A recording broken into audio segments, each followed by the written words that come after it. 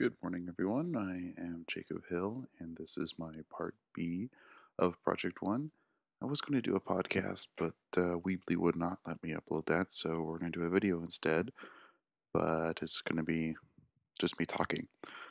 What I found most interesting about the allegory of the cave was just how much related to today's life. And I figured that's what I should write my paper about. So I found that the cave was more of a reference, especially today, to the lower class. The lower class today has such a problem with being able to access advantages like newer technology, newer books. I mean, some schools are still using books from the 90s. I mean, a lot has changed since then. So I feel, especially back then, if you didn't have any money or you weren't part of a noble family or anything like that, you had no chance for education. You went to work in the fields, you worked you worked in a mine or something like that, some labor job where education wasn't important. And Plato brings up the point where it's it shows that if everyone knew just a little, how more of an advanced society it was. And granted, he was talking mostly about the military, which I think is a no-brainer, having military people educated. But that's just me.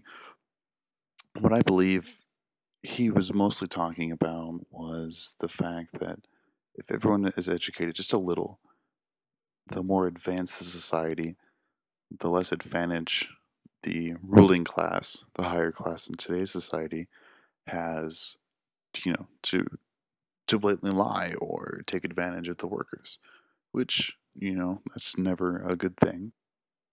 All right, so going back to the kind of break down the allegory part to part. So he starts out with, or excuse me, Plato starts out with the explaining the cave where there's people, chained, and there's and there's a walkway behind you, and the fire is, backlighting everything. So I kind of think of this as, I mean, all of these chained people, their entire world is a cave wall, and these gigantic over projections, I guess, of what they think other people look like.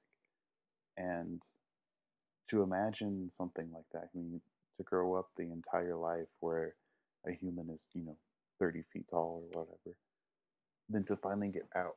I think this is the most important part, to finally get out of those chains and to see what the real world is like. I can't imagine someone being able to do that.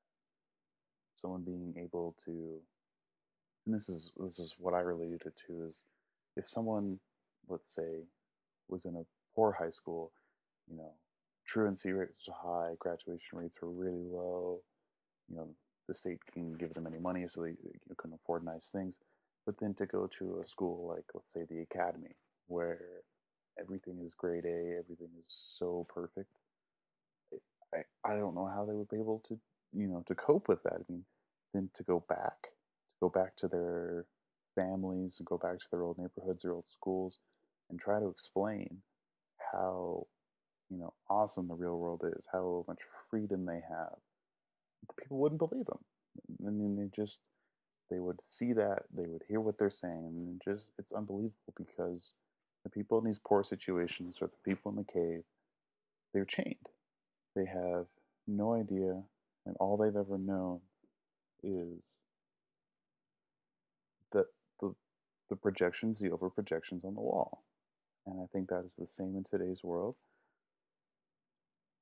But I think the hardest part would be, so once you get back to the cave and then you're chained again, would you ever, and people keep saying over and over and over again that your stories aren't can't possibly be true, it can't happen, because they don't understand.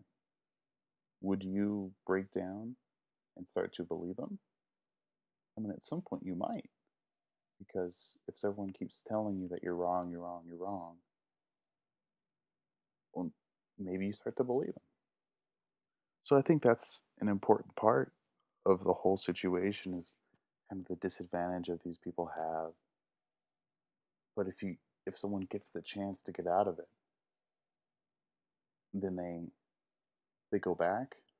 Will they just fall in the same pattern? And I think that's an interesting point. I believe they would. I believe if people kept saying over and over again that you're wrong, there's no way that that happened, I think you would have no other choice but believe them. Plato goes on to describe how divine the divine he thinks education is a God-given right, and to a point, I think he's right. I think, especially in society, that everyone has the divine right to be educated. Everyone has the divine right to do all these things. And there's a great quote that he says. He says, "The power of learning is inherent in everyone's souls." And I like that because I believe it's so true. In everyone's soul, there is something about education that they love. For some people, it's reading. For some people, it's writing. Some people, it's math. Those people are crazy, in my opinion, but that's just my opinion. I believe that everyone has something that they love to do. And I think that's the biggest problem in today's society is that we force these people into their own paths, or excuse me, onto the state path, standards and things like that.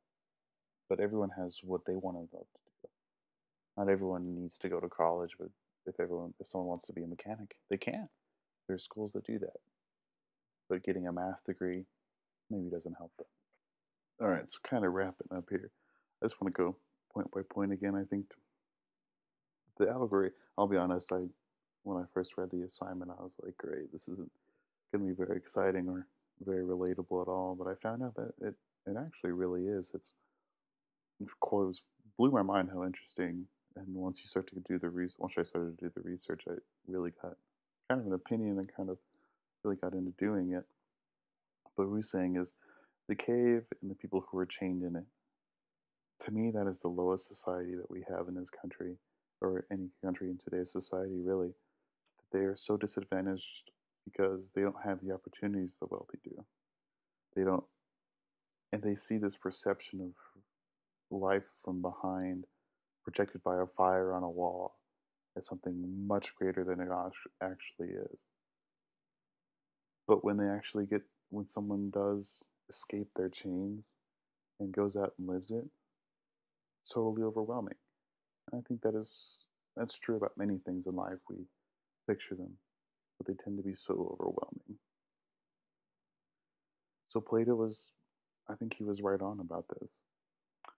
Even though Plato's allegory is hundreds of years old, it's unbelievable to me the amount of things that are relatable.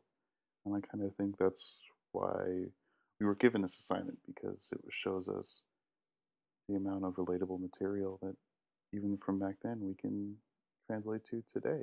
And we learn from history because, as we know, history repeats itself. So I want to thank you for listening or technically watching the video. Um, thank you very much. You all have a wonderful day. Y'all